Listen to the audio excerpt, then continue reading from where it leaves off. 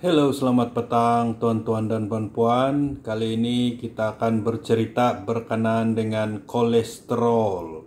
Kolesterol ini sangat populer, tapi malangnya ramai yang tidak paham apa itu kolesterol dan kenapa dia sebenarnya tidak begitu menakutkan berbanding dengan risiko-risiko yang lain kita alami dalam kesehatan seharian.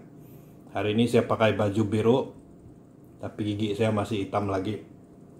Masih banyak minum teh dan belum jumpa dokter gigi lagi. Diorang pun takut mau jumpa pesakit sekarang semua nih dokter gigi. Ini mau kasih bersih, kasih putih gigi. Oke, mari kita bercerita sedikit berkenaan dengan kolesterol. Pertama sekali, fakta pertama yang perlu kita tahu tentang kolesterol adalah hanya 20% daripada kolesterol dalam badan kita yang dihasilkan daripada makanan. Hanya 20%. 80% lagi kolesterol di dalam badan kita dihasilkan sendiri oleh badan kita. Terutama sekali di hati lah, di liver. Jadi berhabislah kau kontrol makan, berhabislah kau tidak mau makan makanan yang mengandungi kolesterol.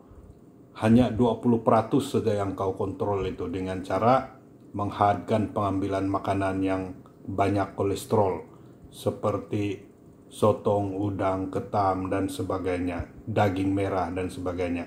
Hanya 20% yang kamu dapat kontrol dengan pengambilan makanan.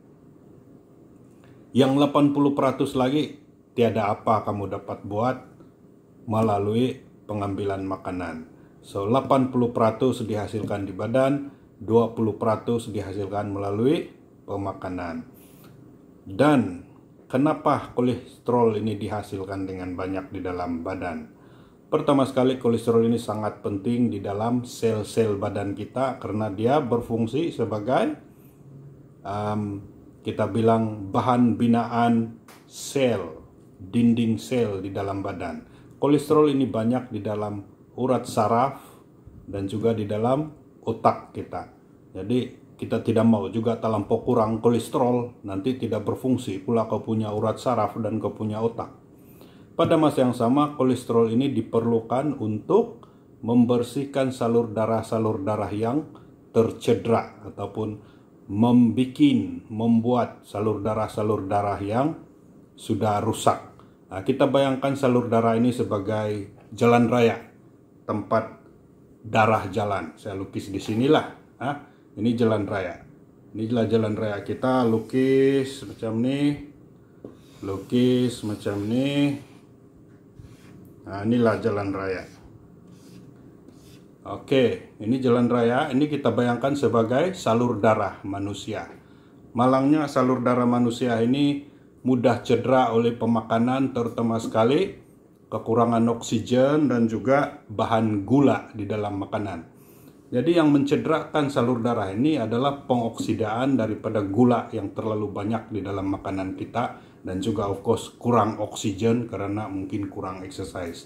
Jadi bila sudah cedera atau sudah rusak nih salur darah ini jalan raya, maka banyaklah dia punya lubang-lubang macam jalan raya di Sabah juga banyak lubang-lubang, pothole. Jadi apa yang kolesterol buat, dia akan datang. Ngingo.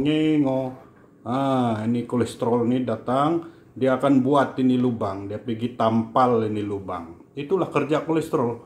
Dia datang, dia pergi tampal. Nah, jadi kolesterol ini sebenarnya bukan jahat. Dia datang, dia pergi tampal. Ini jalan raya yang berlubang. Tetapi masalahnya bila sudah banyak ini lubang, banyaklah kolesterol datang juga pergi sumbat, pergi tampal ini lubang. Bila sudah terlampau banyak kolesterol datang pergi tampal-tampal ini jalan raya, itu jalan raya pun terblok lah. Macam juga kalau banyak kereta-kereta JKR, jentolak JKR, lori JKR membuat jalan raya, kadang-kadang jalan raya itu sendiri jadi sesak karena tersumbat oleh kereta-kereta JKR yang membuat jalan raya. Demikian juga salur darah ini, bila banyak kecederaan pada salur darah ini, kolesterol pun banyak datang untuk membina jalan raya tersebut, maka sesaklah nih salur darah. darah mau limpas pun tidak boleh, sebab banyak kolesterol sedang bekerja keras membina ataupun menampal lubang-lubang di salur darah tersebut. Jadi coba pikirkan, siapa yang salah? Kolesterol salahkah ataupun itu lubang-lubang di jalan raya? Mestilah lubang di jalan raya, kan kolesterol datang ini untuk membuat itu lubang. Malangnya bila sudah terlampau banyak lubang, kolesterol pun terlampau banyak mau pergi tampal, kolesterol pula yang kasih sumbat. Jadi kalau kamu bijak, bukan kolesterol yang kamu risau, tetapi kamu risau pasal ini tampal-tampal di jalan raya ini.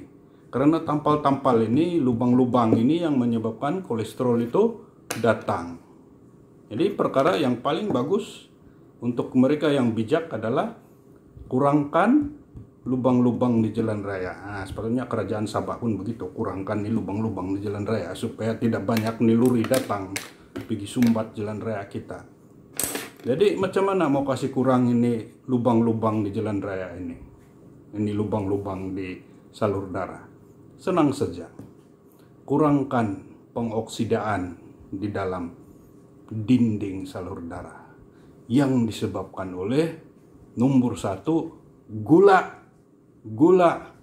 karbohidrat yang kamu banyak makan minum itu, kurangkan gula. Yang kedua, banyakkan oksigen supaya dia cepat sembuh. Proses penyembuhan memerlukan oksigen. Macam mana mau perlu banyak oksigen? Exercise, latihan. Exercise.